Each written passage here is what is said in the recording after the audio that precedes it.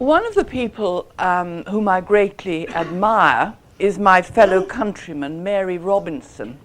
She's a former president of Ireland and latterly head of the United Nations Human Rights Commission. In her recent memoirs, Everyone Matters, she describes one of her earliest memories of going round in the very poor part of Ireland that she lived with her father, who was a GP, as he visited his patients. This was in Ireland of the 50s, and it held resonances for me, because I used to go round in the car with my father among the poor for different reasons. So Mary says this: another important lesson which I learnt as a child, watching my father, is the immense power of listening, a simple act with enormous impact. I often think of Article 1 of the Universal Declaration of Human Rights. All human beings are born free and equal in dignity and rights. That dignity of the self is affirmed, she says, by properly listening to people. Dr. Paul Tournier, who many of you remember, his books were on healing in a Christian context, were very influential 30 or 40 years ago. He wrote that the most important thing that he had learnt is the capacity to listen to people and to God. Now, these are just two authors that I picked at random, more recent authors. But in our scriptures, God says, you remember, to the chosen people, "Hear, O Israel," when he's giving them the law. And Jesus, when telling the parables, cried out, "Listen, you who have ears to hear." Not everybody, he assumed, had ears to hear. And Jesus, of course, himself was the greatest of all listeners. Everything he said and did was in response to what he had heard from his Father. And the awesome power of Jesus had its origins in silence. Jesus then surely has to be our model as far as we can for our listening to God, to ourselves, and then to others, all coming from a deep silence. And all this was continued, as we know, in the Christian tradition with the Desert Fathers and Mothers in monasticism. And you remember that the rule of St. Benedict began with the word listen. And this was the key to the whole of his spiritual teaching. A monk should be a listener above all, St. Benedict said, as should every Christian today. And there's the story, and by the way, when I'm on the subject of stories, any stories I tell today are either I've been given permission to tell them, or I've changed the details to preserve anonymity. There's the story of the monk who let the directee who came to him for spiritual direction speak for the whole of the hour, and then sent the person away with one profound idea for them to consider. That is a wonderful model, I think. Our noisy society has lost the art of listening, as has sadly the church. Poor, talkative Christianity, wrote E.M. Forster, you remember, in A Passage to India. And don't some of us know it? Victims of child abuse outside and inside the church have not been listened to. According to a recent television program, children whose parents are divorcing are seldom listened to. People love to say, "Oh no, it hasn't affected them at all. No, the parents are so sensible," and we're told it all. But these children in that program were listened to, and wasn't it terrifying?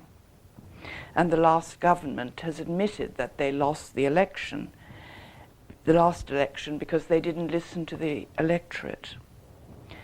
The havoc done to the psyche of many in the workplace today, leading to dis-ease of all kinds, is just amazing. I had a young person staying with me over Easter, and she was spending the whole weekend telling me about her boss and her colleagues. And she said, the boss, this is what she said, she listens and does not hear, and she makes us all feel that we are of no value. However, there are areas of hope.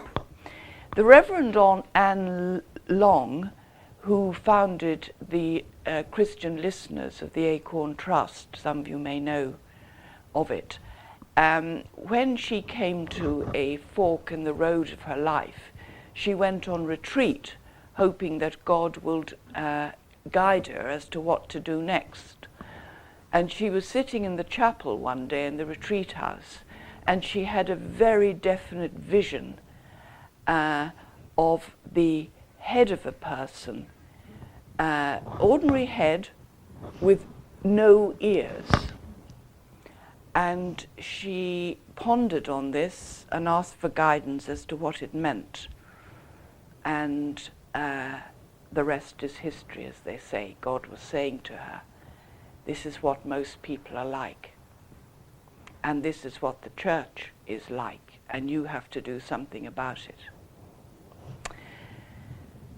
So, for those here who might not know what spiritual direction is, I doubt it, but who are perhaps define my terms as I see it.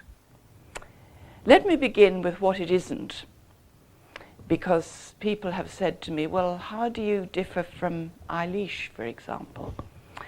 Well, spiritual direction is not psychotherapy, nor is it an inexpensive substitute for it, nor is it pastoral counselling, and nor is it like the deep sharing which can happen between two friends. Nevertheless, there may be overlap with those three models. And speaking for myself, I'm really grateful for the tools that I learnt in my own counselling training. In spiritual direction, the question which is always there, either implicitly or explicitly, is, where is God in this? What is God saying in this person's life? Where might the Holy Spirit be leading here? It is helping the person to deepen their relationship with God, however they might conceive him to be, and to experience the love of God in a personal way. I've also been asked, what are the attributes needed? Well, most of us are anything from muddling along most of the time to having some wisdom, and all shades in between. Well, clearly we have to be good listeners. By the way, spiritual direction, another word is spiritual companion, spiritual accompanying. Or as the Celtic tradition has it, a soul friend. The soul friend, the director, must be above all a good listener, which I'll be talking about much more fully in a moment. Be a person who goes for direction ourselves and challenged ourselves and know our own weaknesses and areas of blind spot. The spiritual director must have clearly a certain maturity and self-knowledge and self-awareness. Take one's own prayer life seriously. Clearly be discreet, be empathetic, not sympathetic, oh, poor you, that's no good. Some would say has a working knowledge of Scripture and the Christian tradition. Having said that, we've all got different ways of working. Some of the best directors have never had any training. There's a lot about training these days. Margaret Gunther, in her important book, Holy Listening, The Art of Spiritual Direction, sees spiritual direction as hospitality, it is, as teacher, maybe, and as midwife. For me, discernment is key. Discerning what's happening here.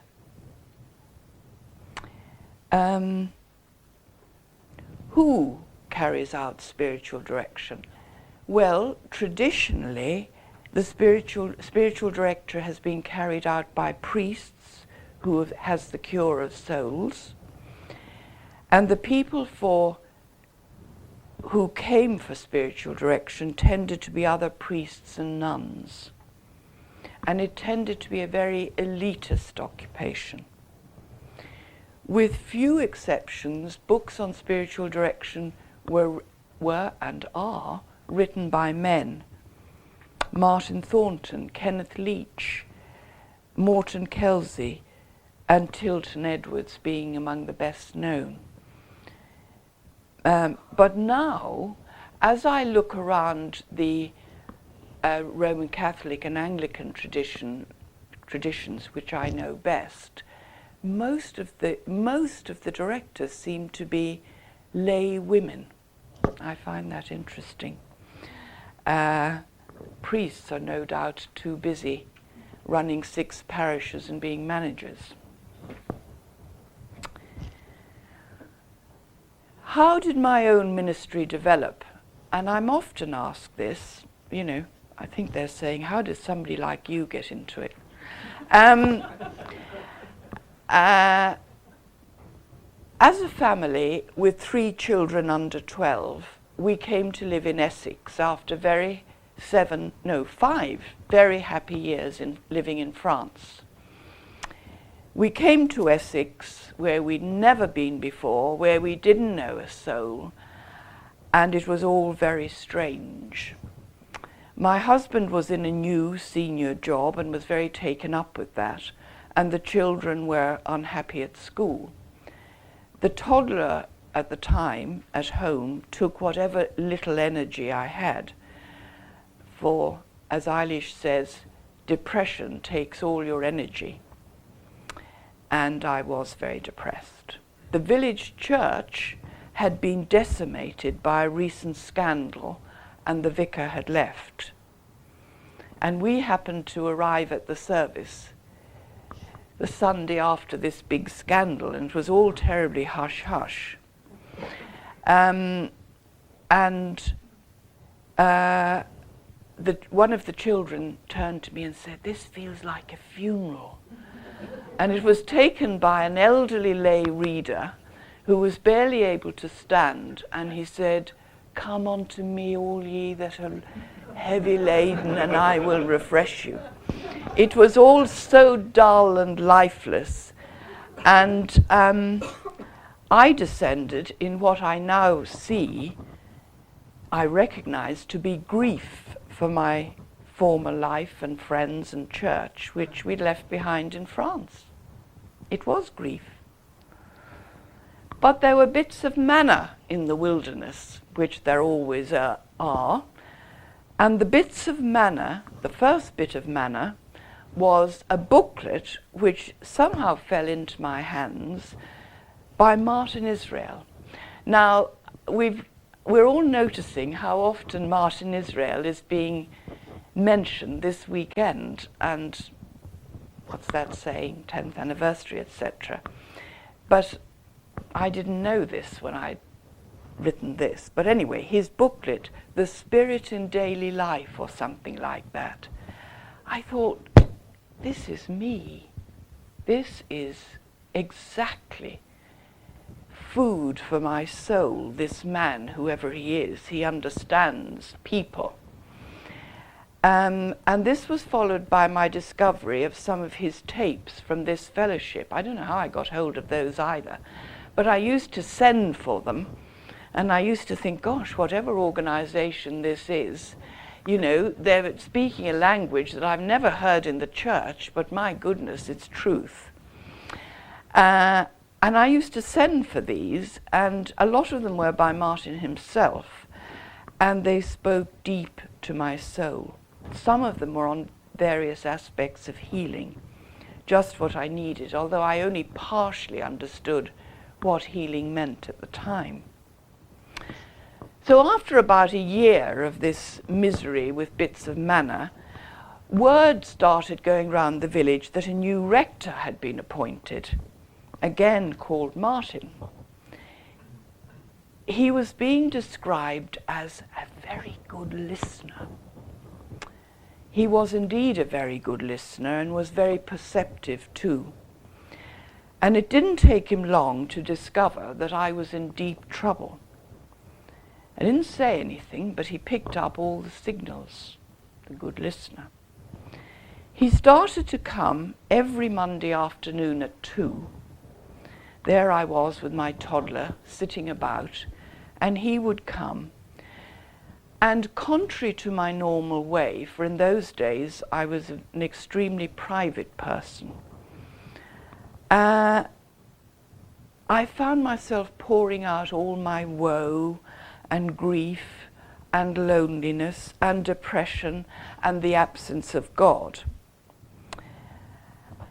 Martin, being a skilled counsellor, asked the right questions, so more would come out. And I kept saying, I'm just so embarrassed. This is terribly embarrassing. This is worse than having an abscess all over you. And disloyalty. And I found myself being listened to at a profound level for the first time in my life. And it was profoundly healing.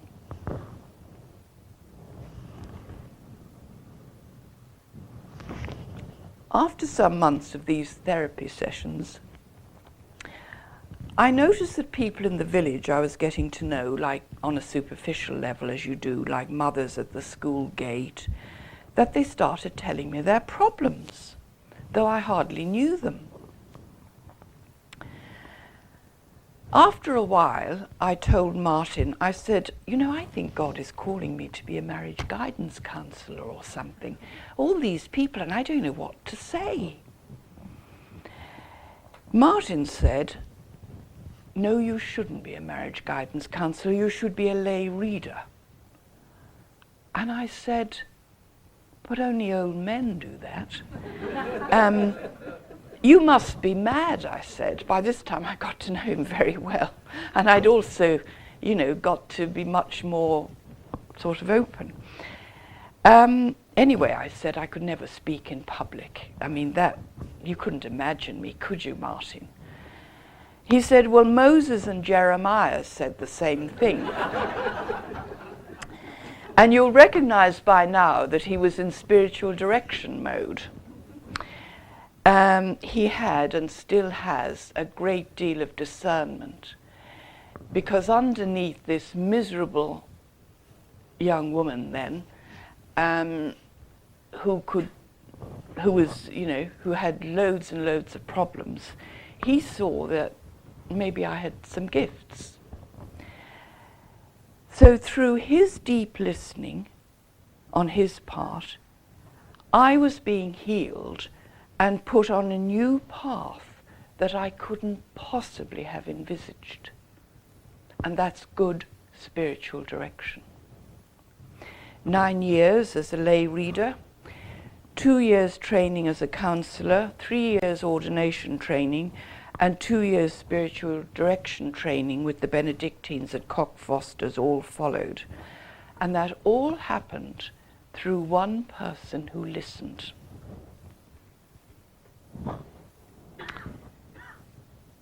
So to get to listening after all that, well, I have got to listening, but in order to listen properly to individuals in spiritual direction, we must first listen to God, then to ourselves, as I said, and then to the person. And as I said earlier, I can't say often enough, it all begins in silence. And the ground of everything is love and compassion and non-judgmental listening, empathy. And we listen with our eyes, as somebody said yesterday, as well as ears. Somebody comes to you and says, no, I'm not angry. Of course I'm not angry. Well, that's more exaggeration than we have to listen to the body language and the eyes in order to help. So how do we do it? Well, clearly it's not for everybody. Spend time alone. I spend time alone and in silent meditation every day, twice a day. I spoke about meditation here a couple of years ago. It's the basis of my life. I know this sounds very prescriptive, and these days you're not meant to be prescriptive. Martin Israel died at the right time because he said you mustn't do this. Nowadays you're not supposed to say that sort of thing. I'm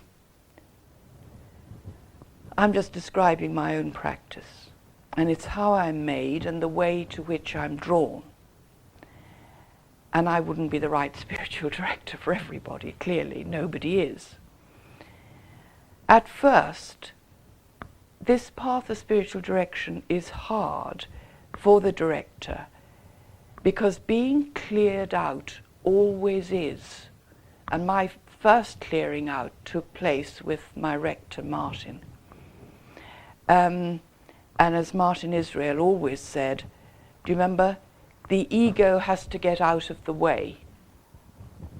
Well, I don't need to explain to you all what that means.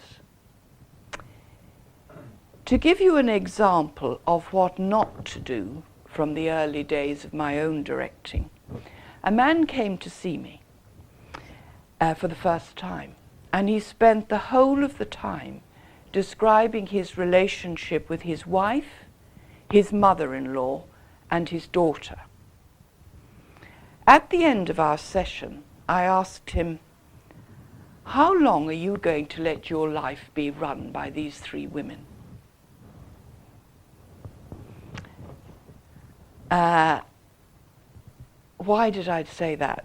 Well, I was letting my own stuff get in the way. That's to say, a dread of somebody else running my life. And I hadn't worked through it, so I'd projected it onto this poor man. Of course, you therapists know that I should have encouraged him over years, if necessary, to come to that realization himself. Thirdly, of course, he might have liked or needed to have his life run by three women. Or I might have done him a service. He might have gone home in total shock. And when the shock got off, he might have thought, she's right. You take your pick what your model is. Needless to say, he didn't come again. Now, I'm going to do a role play. We're going to have a bit of light relief, and I'm going to show you how not to do it. Have a seat. Oh dear. Oh, it's so hot in here. Oh golly. Gosh. Oh, I'm late. Oh, hello, Ken. It's awful. I've had such an awful morning. My husband got out late, and I have this awful teenage daughter who's driving me to distraction. Oh, aren't these flowers lovely? Oh gosh. Yeah.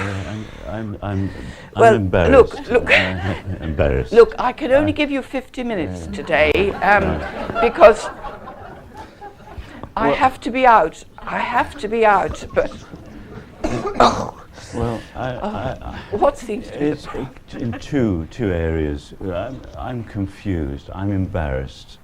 I'm a married man with 3 children, and I mean, it started several years ago. My love of sensuous garments and silk, and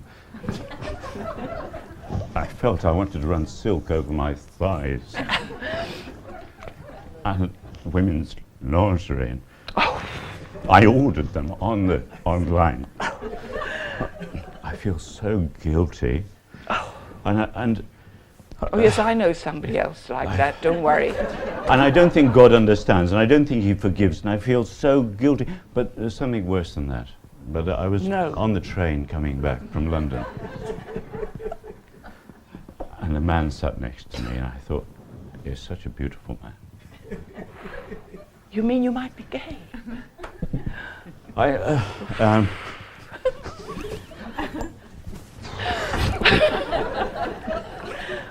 Oh dear. And I felt somehow I wanted to touch this man.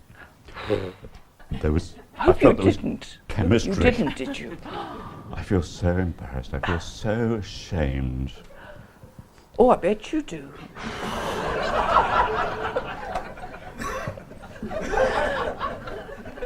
And you're a churchman. You know what it says in Leviticus, don't you? And you know what St. Paul says? What did I say? Okay, well, somebody else will help you. I'm really out of my depth here. Okay, nice to see you. Yes, nice okay. to see you.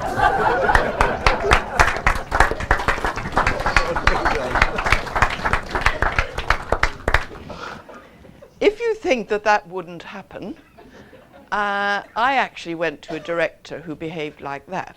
So, you know, it does. So, thank you, Ken. As time goes on, we become accustomed to the inner promptings of the Holy Spirit. The Spirit of God comes through as we are being emptied. I don't think I need to explain that to you. I see people nodding. And we're often emptied, aren't we, through our own suffering. That's the theory, and it takes time, of course, and it needs to be tested. St. John said, test the spirits to see if they're of God. And we can have confidence because we receive the Spirit at our baptism, and we're promised wisdom and guidance if we ask for it. Now, I don't know about you, but I often forget that. I think, gosh, it's up to me, you know, did I do this in my training? The truth of the matter is that God, of course, is speaking to us all the time if we're alert, peaceful, and attentive. Through prayer and the reading of the scriptures, we get to know the voice of God. Hopefully we do. So ideally, our unconscious is being purified. And Alish talked about the unconscious, and you're all familiar with the term. Well, we're at least being purified.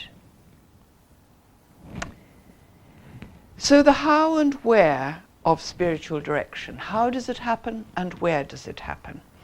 Well, there's clearly the formal aspect where someone makes an appointment, stays for an hour, and comes back in, depending, in 2 or 3 months' time, depending on the need. It varies enormously. In my own experience, spiritual direction, and maybe that's probably why I'm a priest, but rather my experience as a priest, it can happen as a one-off. Somebody comes with a particular issue, and they say, could you just spare me an hour to come and talk about something? Hopefully they go away feeling lighter and freer. You may only have listened. Some healing has taken place. It may take place on the street, and that happened to me with somebody who happened I discovered afterwards, who happened to be have bipolar depression, and at the end of it, it was in a quiet street where he lived. I said, "Can I pray with you?" He sort of, and I prayed with him, and he complained to the bishop that I had prayed with him on the street. I mean, this is the sort of thing that happens, isn't it? You have to be never surprised by anything. He was in either his very low state or very high state. I can't remember what it was, but I was complained about.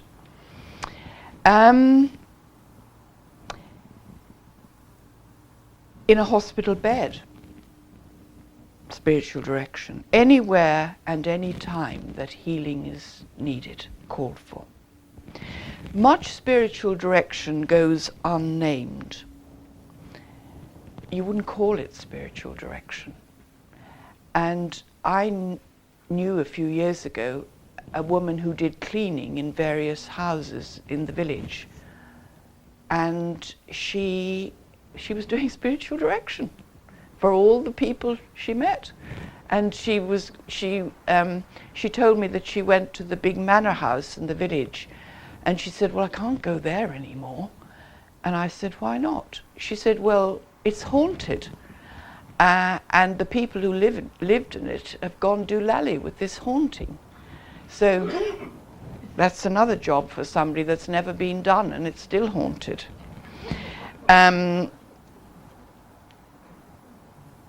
Of course, listening to the people who are dying is a fantastic privilege.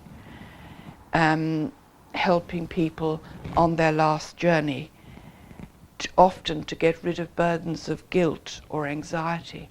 And it's often a burden of guilt for something very small that they did 60 years ago. And it's terribly sad that people carry these burdens all their lives.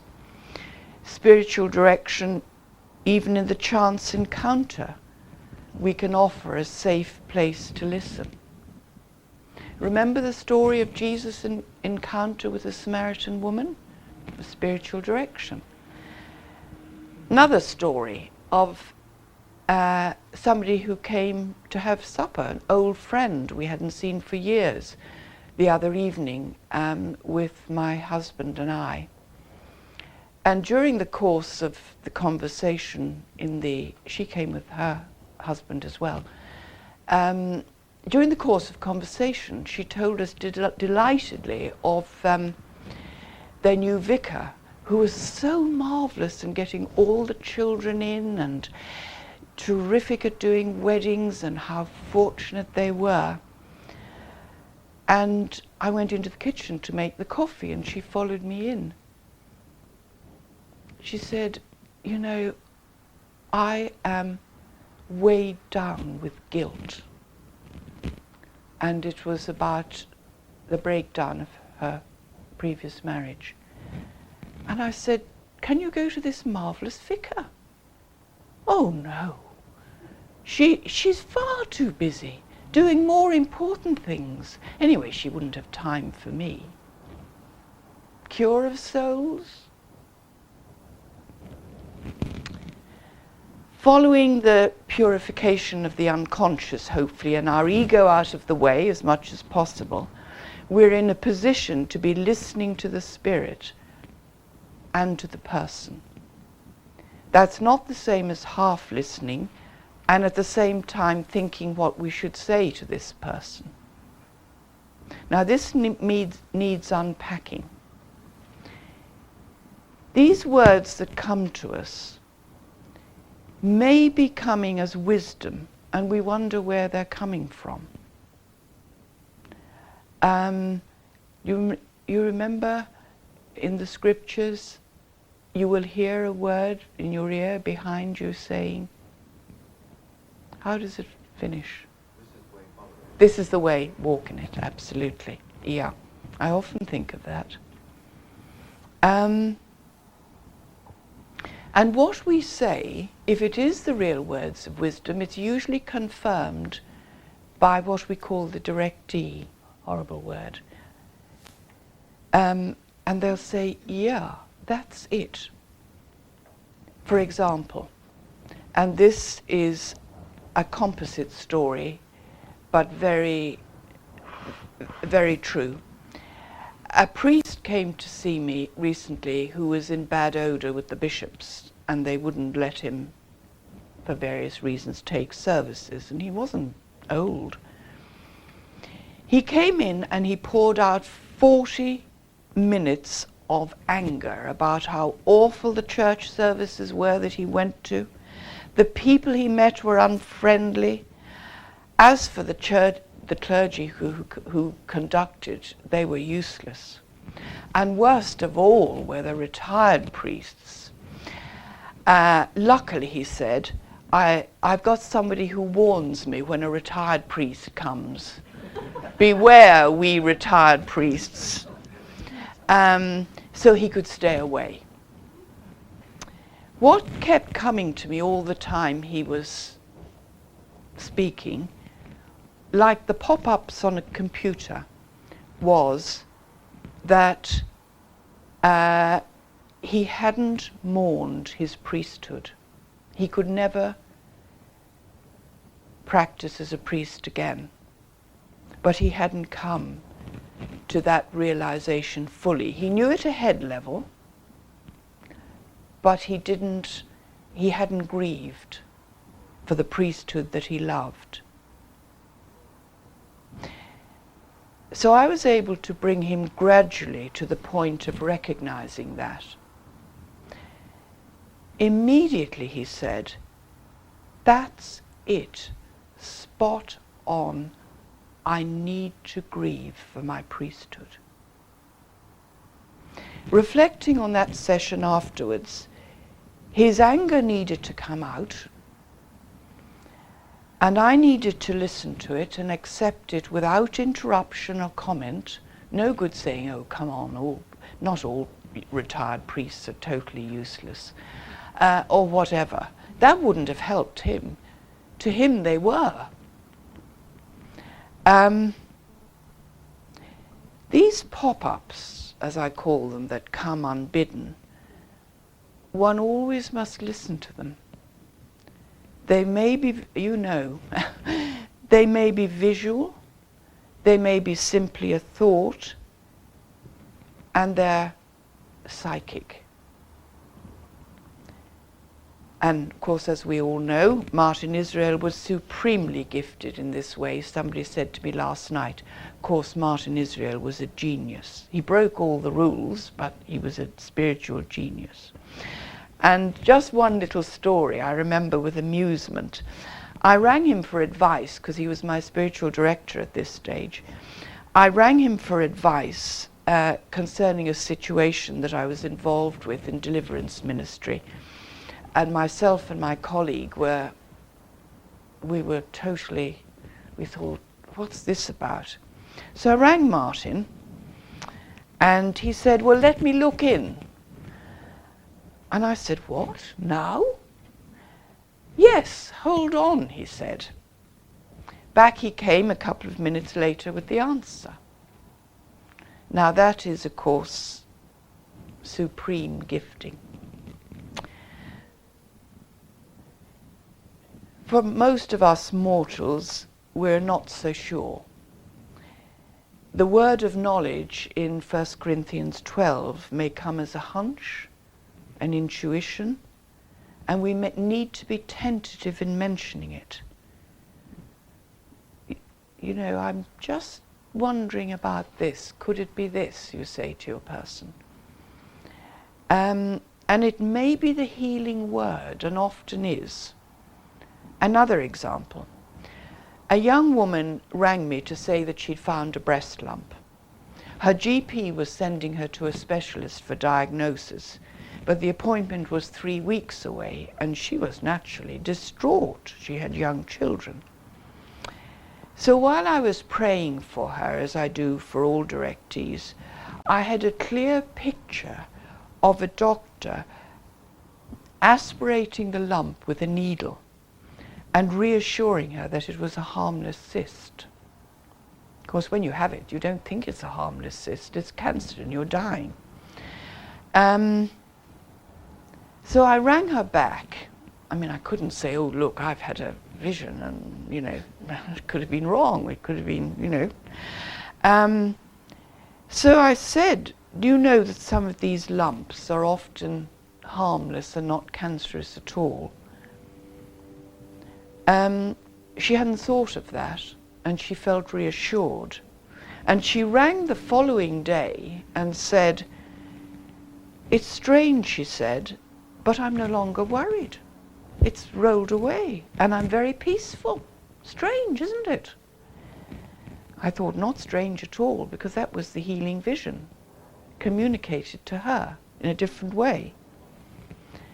The lump was subsequently aspirated, and it was a cyst.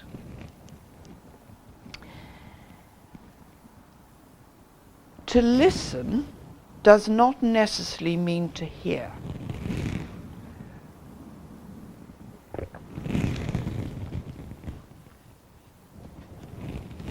The Bible has much to say about hearing and not listening.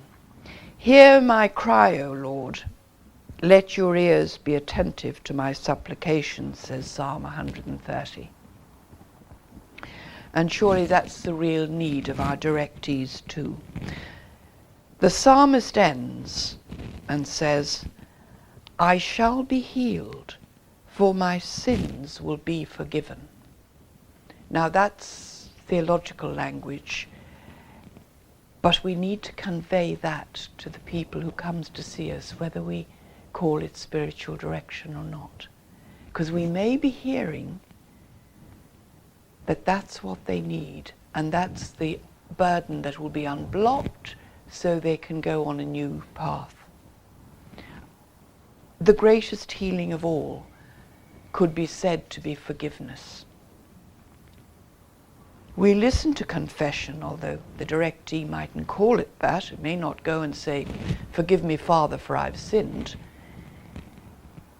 But we listen to the confession by simply listening.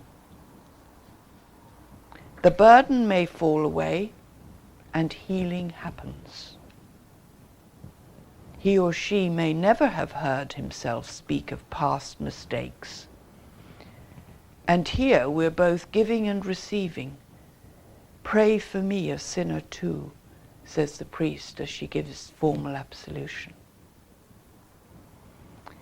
As Bill Kirkpatrick writes in his remarkable book, The Creativity of Listening, there is no doubt that both listener and speaker are offering as well as receiving. When this is recognized, we are able to release together the healing energies latent within ourselves. He is speaking generally here, not just of forgiveness and confession. How are we listening to God in order to give the healing word? First, by being silent. Many of us have had the experience of being with somebody in total silence, perhaps while visiting in hospital. Nothing we could say is going to help because it could be a desperate situation. And have you ever been at the receiving end of somebody who's saying, oh, my sister-in-law had that and got better, or, you know, it's sweet, you know, they try to help, but we know deep down, actually, that doesn't apply to me at all. The experience of being with somebody in total silence, where we have nothing to say, there is nothing to say. Nothing we say would be of any help. At the end of the time together, the patient will say, thank you very much, you've been such a help. Again, taking Martin Israel's words in vain, I remember hearing him saying, I'm sure you have, just keep quiet and the presence of the Holy Spirit will bring the healing. And it was he who taught me, silence, let the Spirit do the work when you're visiting somebody in hospital. The very first time I tried it, I went to visit a mother who was very ill in hospital and worried about her young children. And at the end she said, I'm just feeling so peaceful now. I'm not worried about the children anymore. I had done nothing, said nothing, just sat there in silence, and the Holy Spirit got through to her.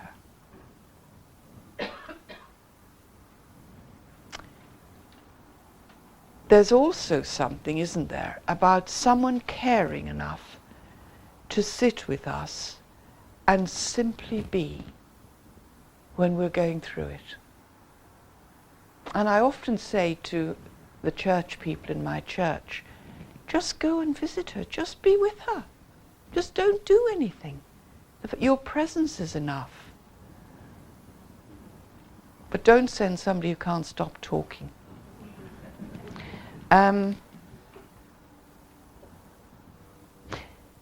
Remember that little booklet? It's Guild of Health booklet by Joan Searle, The Importance of Listening. She says, it is important that we are aware of being invited as a guest into each other's sacred space of being, for sharing whatever with a sensitivity of attentive concern for the seeker.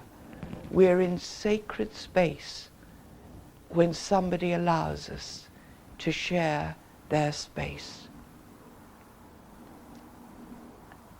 And I'm very aware of this in my own quiet garden. It's more than a quiet garden.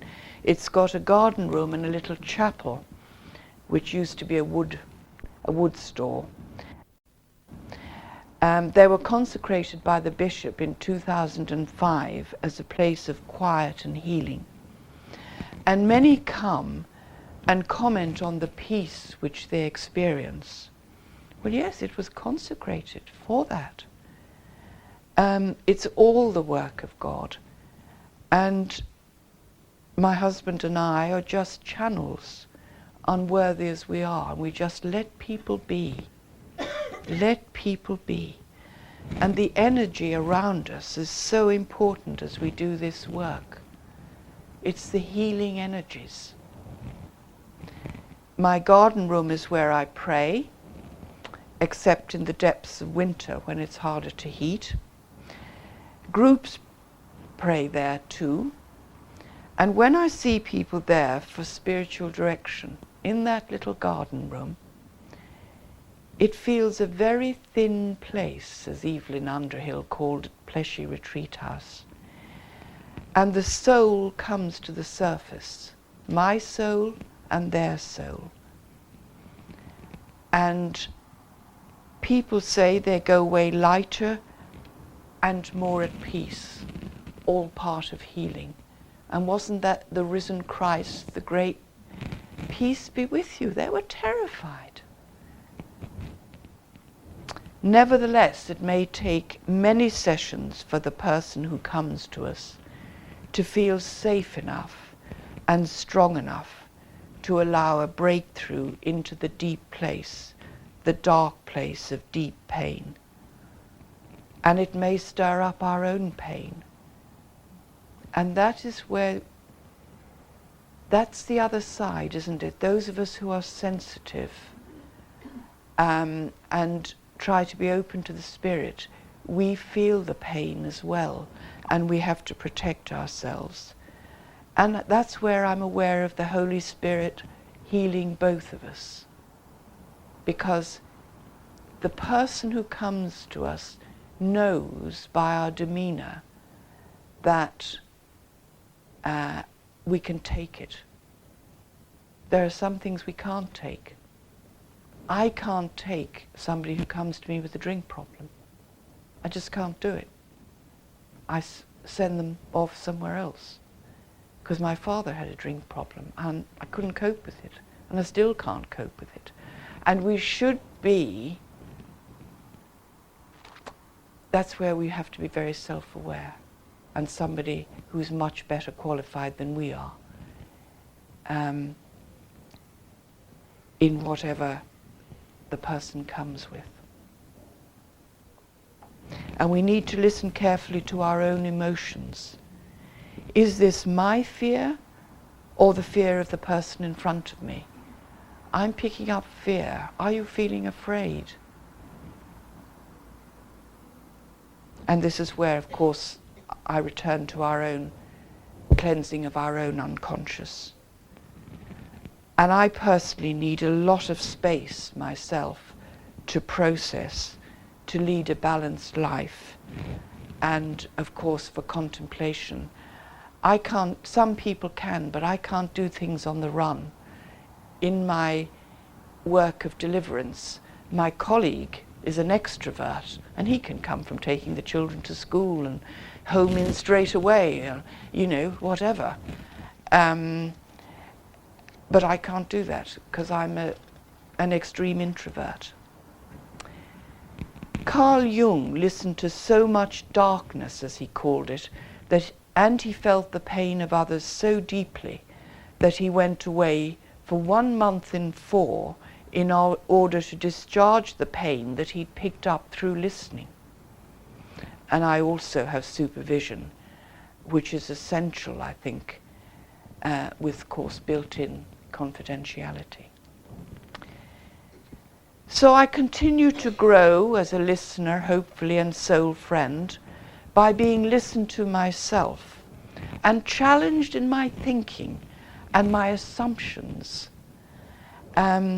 One very early lesson when I said to my supervisor, well, I assumed that he told his wife. He said, the first lesson you have to learn in this job is never, ever assume anything. The importance of silence can't be overemphasized. Go to your cell and your cell will teach you everything, said Abba Moses, the Desert Father. Talking of silence, and this is another little story that taught me a lot. Talking of silence, are we all right? Yes. Before I was ordained, I was finishing my ordination training. I had to go and be interviewed by the bishop. And this particular bishop was known to be always very busy. He was a very good organizer. He was always on top of everything. And as I understood it, as I'd been told by the DDO, the purpose of my visit was that the bishop would tell me what parish I would go to serve my curacy. When I got there, to my surprise, he told me he didn't know where to send me. I was speechless. And he fell silent with embarrassment. And the silence lasted for a long time, or seemed to, during which I said, Great Dunmo. Where did that come from, he said. Because it's inspired. He said, it's outside your deanery, and the vicar there has said he'd like a woman curate. I never thought of it. Now, I learnt a lot from that, and I think my bishop probably did too. Holy Spirit spoke in the silence when we both had come to the end of our, To quote Martin Israel again, if you get out of the way, the Spirit will speak. Words lose their power when they're not born out of silence. Just a word about what I call the fourth ear. As I've said, I listen first to myself, the first ear, then to the person, the second ear, then to the silence and the spirit, the third ear. Hearing with the fourth ear takes me out to the wider community. And as Bill Kirkpatrick, I quoted earlier, puts it, enables me to become more aware of the political and spiritual content within what has been shared between seekers, the political and spiritual content. I know my limits. I don't have all the answers. I live in a particular culture with certain ways of seeing things. As I said earlier, I have blind spots, we all have, and sometimes, quite frankly, the person who comes to see us and ourselves are not suited. They may remind you of that awful great aunt you couldn't stand. And somebody came to see me, he thought for spiritual direction, and he was very upfront. He said, I can't come again because you remind me of my mother. I said, well, thanks for being so honest.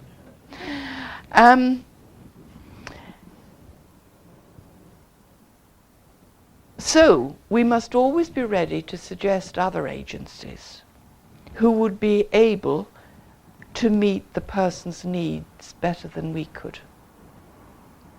AA, Alcoholics Anonymous, is a wonderful organization from what everybody who's been tells me.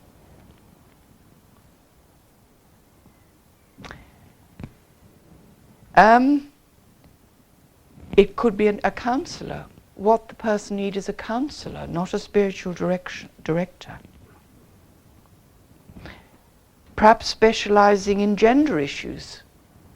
I couldn't have coped with all the issues that my directee in the form of Ken brought. I thought, oh my gosh, I'll have to send that to a person who knows about gender issues.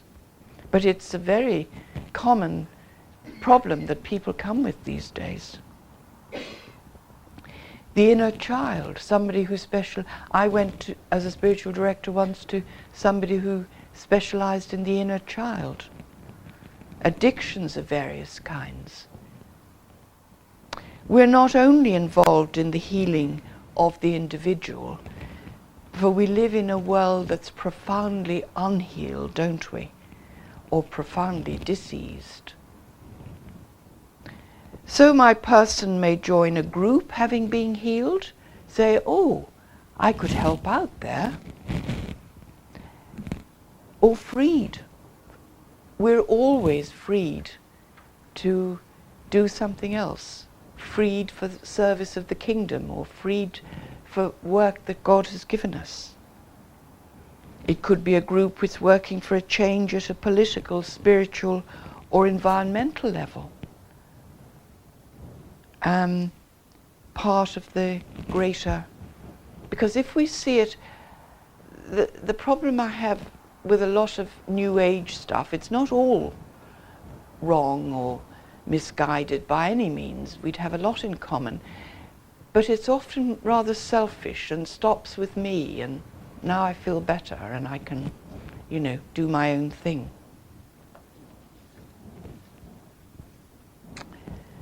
To conclude, what I've been trying to describe is story, and we learn from story, don't we? But it's only fragments.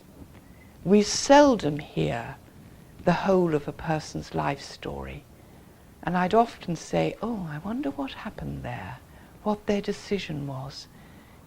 Did they leave their husband in the end, or did their principles come to the fore and they decided to live in the same house and separate floors, or, the answers for everybody is different. What we do here are the struggles towards wholeness and inner healing. Freedom from wrong attitudes about God, which block the healing of the person. That's so common. I myself, for years, believed in a policeman God. You're not behaving yourself there. You shouldn't have done that.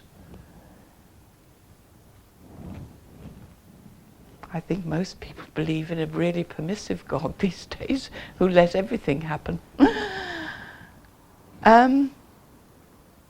Ideas of a vengeful God. What have I done to deserve this? I don't remember being sinful. Here I am in this hospital bed having my leg amputated. What have I done? And they really do believe it. A God who doesn't love us and who doesn't accept us unconditionally hardly encourages healing. To do all this on our own is well nigh impossible. No wonder the Celts used to say that anyone without a soul friend, a spiritual director, is like a body without a head. The history of the Christian Celts is filled with numerous examples of soul-friend relationships, manifesting their importance in the early Celtic church. They knew about it. They got it right. Edward Sellner, in his book Stories of the Celtic Soul Friends, writes this: "Beyond the insights into soul friendship which these stories provide, they tell us how the holiness of the saints is not that of living perfectly or of having a life without conflicts, struggles, and self-destructive behavior that we call sins. Rather, holiness, theirs and ours, is found in total dependency upon God." How many of us have total dependency on God? That's the way to true and lasting healing. I believe. You may think differently. Total dependency upon God and total trust in God for this life and the next.